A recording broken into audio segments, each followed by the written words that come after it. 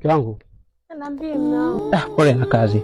Pole na kazi pia mume wangu. Asante. Katika mihangaiko yangu leo, katika kuhangaika nimepata hiki kidogo. Nikasema acha nikuletee mke wangu. Labda tutapata hata chochote kitu. Asante sana mume wangu. Yaani pamoja na maisha magumu tunayoishi bado unaonyesha kunijali. Hata mimi nafurahi kwa sababu unaniheshimisha mtaani.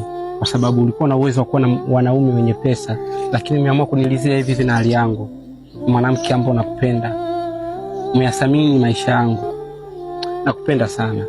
Penda pia mume wangu. Kwa sasa leo tunapika. Mke wangu hapo tanunua hata nyama ili kidogo na sisi unajua muda mrefu hatujatumia nyama. Mume wangu kwa maisha tulionayo. Hapana, tanunua tu mchicha wa 500 na ugali tutakula. Hela iliyobaki tutatumia kwa ajili ya kesho. Asante Mungu.